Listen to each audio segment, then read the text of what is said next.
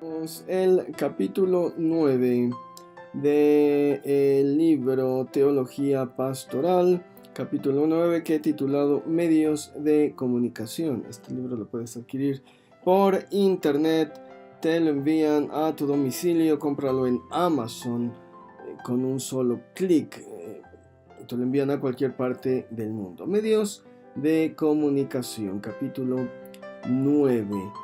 Dice la escritura: aconteció que al pasar él por los sembrados un día de reposo, sus discípulos andando comenzaron a arrancar espigas.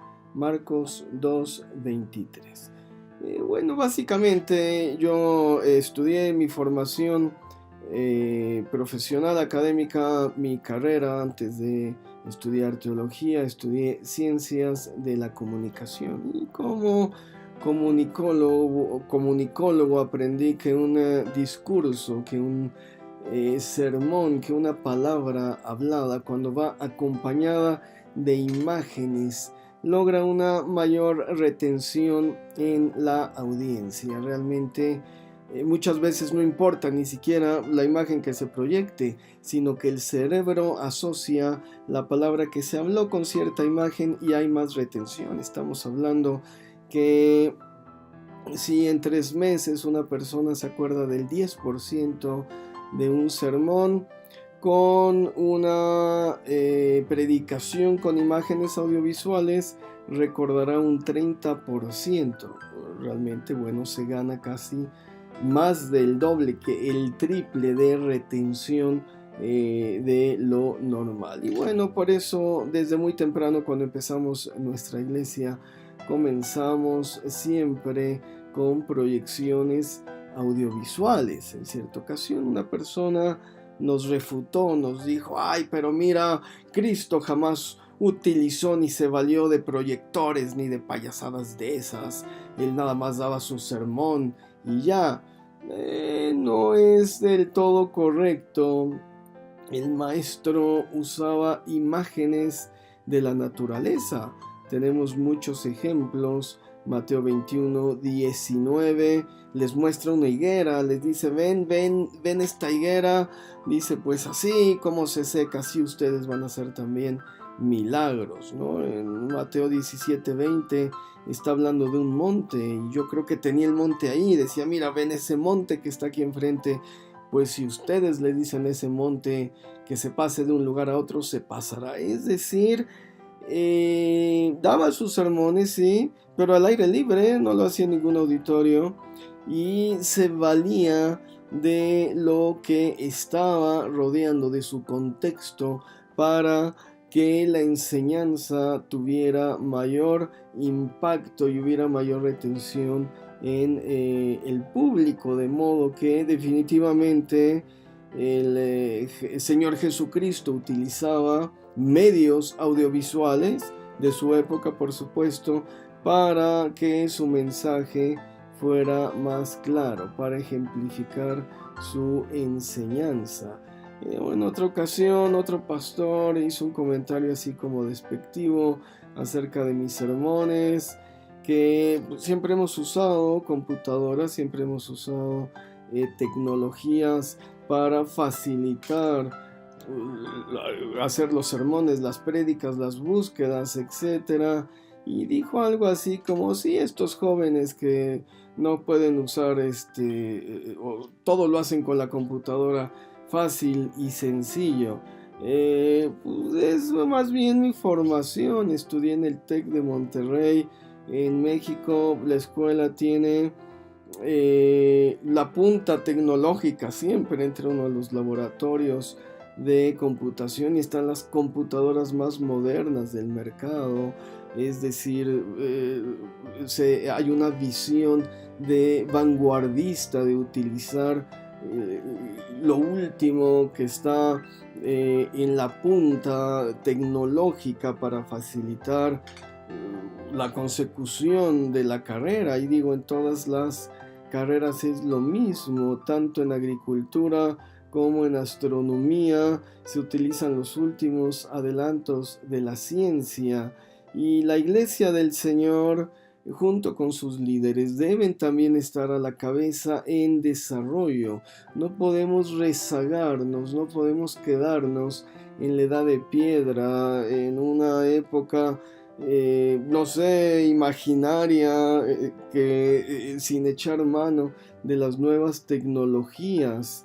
Este mismo pastor que después, digo que me criticó por usar computadoras para hacer mis sermones, luego adquirió una laptop y bueno, me pedía asesoría, oiga pastor, ¿cómo hago esto? ¿Cómo hago aquello? Normalmente para la gente que nació antes de la década de los 70s, gente que nació en los 60s, en los 50s, les es un poco más difícil adaptarse a las nuevas tecnologías. A mí me tocó, bueno, la generación X fue la transición entre las tecnologías y la búsqueda rudimentaria, ¿no? Todo, me tocó buscar todavía en enciclopedias, leer libros, ¿no? Aquí está, ¿no? Para poder informarme, no solamente en medios electrónicos y en el uso de las nuevas tecnologías. Bueno, pues se puede tomar un curso, ¿no? En línea, en vivo, como sea, debe uno actualizarse para poder modernizar, para poder estar a la vanguardia, al avance de las nuevas tecnologías. Recuerdo mucho este predicador también una vez vino a nuestra congregación y bueno, el hombre predicaba a gritos y así diciendo, sí señor. Y bueno, él decía es que Jesucristo debió haber predicado a gritos, ¿no? En una interpretación empírica decía, bueno, imagínate a Jesús subido ahí en su barca con el oleaje del mar, con una multitud de 5,000 personas y llegar hasta los de hasta atrás, debía haberles gritado así, y bueno, y toda la prédica se la pasó gritando, ¿no? Y bueno, somos una congregación pequeña, dije, bueno, pues no es ni necesario ni gritar tanto, allá él y sus cuerdas vocales, si se lastima, va a tener problemas con el tiempo. Y bueno, realmente no entendía que en tiempos de Cristo, y esto es completamente histórico, por lo cual es muy importante leer, entender las costumbres. Tengo 7 libros, 8 libros acerca del Talmud y de las costumbres de tiempos de Jesucristo para que podamos nosotros comprender de qué manera se hacían las cosas y no caer en esta ignorancia empírica que rodea a tanta gente, a tantos pastores que piensan que con leer la Biblia pueden discernir lo que está escrito en ella, como este hombre que pensaba que Jesucristo predicaba a gritos para que escuchara la multitud de allá atrás. No, en aquel tiempo había gente especializada cada cierta distancia en repetir las palabras del maestro, es decir, el maestro hablaba con voz normal y había una persona, no sé, a 5 metros, a 3 metros y repetía lo que decía el maestro, y a otros 3 metros había otra persona que volvía a repetir lo que decía el maestro. Así se enseñaba antes, imagínate. Claro que si Cristo hubiera tenido un micrófono y una bocina, los hubiera utilizado en vez de que su sermón lo repitieran o sus mensajes lo repitieran varias personas especializadas para ello. Entonces, bueno, esto lo podemos entender solamente estudiando. Y bueno, debemos estar abiertos a las tecnologías. Definitivamente no discutí con este pastor, dije, qué flojera. Bueno, si su sermón se basó en eso, ni modo de echarle abajo su predicación tan bonita. Gritos, ¿no? Que nos decía fuerte, con voz fuerte. ¿Para qué quitarle la emoción? ¿No? Dije, bueno, mejor me callo.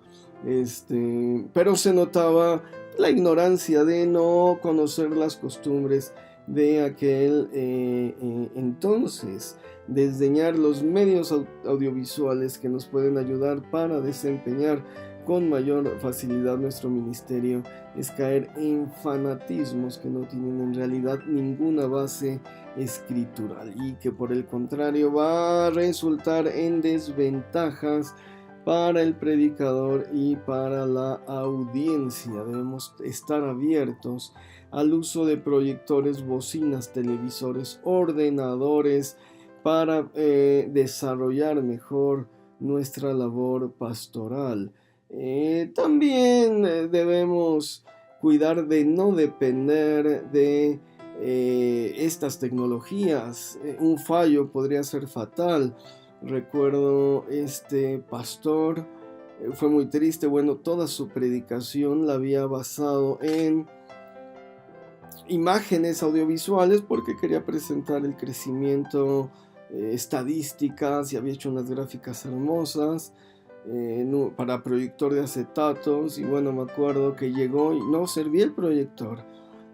Había que comprar la lámpara, y digo, no encuentras una lámpara de proyector en la esquina, tienes que ir a una tienda especializada, abrirlo, cambiársela. Y bueno, y me acuerdo que el pobre hombre hasta oró por el proyector: Señor, por favor, enciende el proyector, y no encendió. Y dijo así como que: oh Dios mío, mi predica era completamente audiovisual. Por supuesto, fue un fracaso. No tenía ni hojas o un pizarrón para mostrar las gráficas.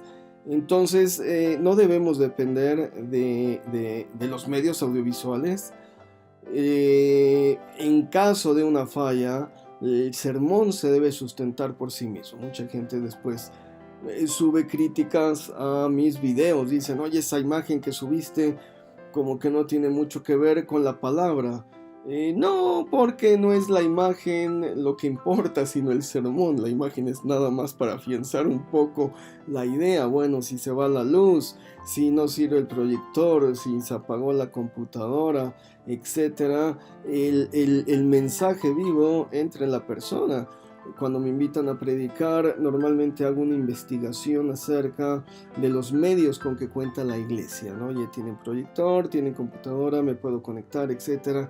Y si no, pues busco los medios más favorables para cada lugar. Es decir, debemos echar mano de los medios audiovisuales, pero no debemos depender de ellos, porque a todos nos pasa que se nos va la luz, se nos desconecta el ordenador, hay una falla mecánica, y si estábamos dependiendo de la imagen, vamos a hacer un gran ridículo. Fue una decisión que tomamos nosotros cuando comenzamos a levantar la iglesia. Había una veintena de personas que se congregaban y provenían en su mayoría de contextos luteranos y católicos. Los luteranos acostumbran sostener un libro de alabanzas en la mano y dice, no sé, el predicador: vamos ahora a la alabanza 248, y la buscan en el libro y la cantan del libro. Pero eso te corta la libertad para levantar manos, para aplaudir, para, no sé, para hacer cualquier cosa. Y bueno, la gente nos presionaba, nos daban dinero: pastor, le doy tanto para que compre himnarios. Y les decíamos: hermana, muchas gracias por su contribución, pero vamos a comprar un proyector de acetatos. Primero compramos un proyector de acetatos, imprimimos todas las alabanzas. Ya sé, un proyector de acetatos es bastante antiguo.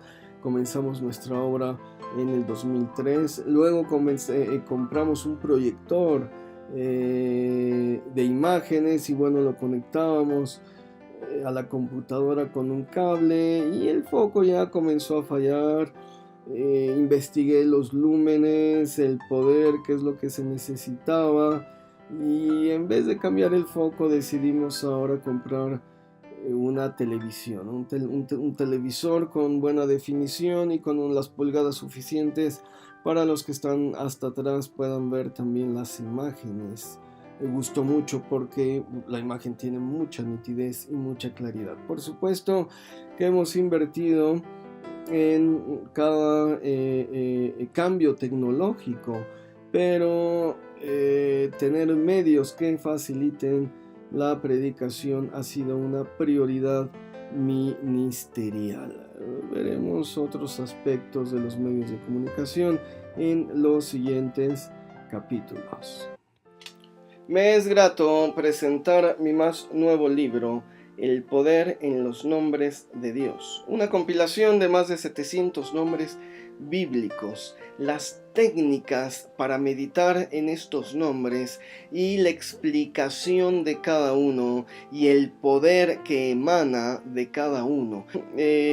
Los nombres de Dios, esta compilación de más de 1000 nombres de Dios, todos bíblicos. Bueno, mis libros acerca del Talmud. El Talmud son estas interpretaciones, revitalizaciones rabínicas de principios de siglo que nos van a dar una explicación más profunda sobre el Antiguo Testamento y que nos van a servir muchísimo para poder entender al cristianismo dentro de su matriz judía. Interpretaciones sefaradíes es la comunidad judía de España de la era medieval, los siglos XII al XVI, y esta producción literaria única, interpretativa también de las Sagradas Escrituras.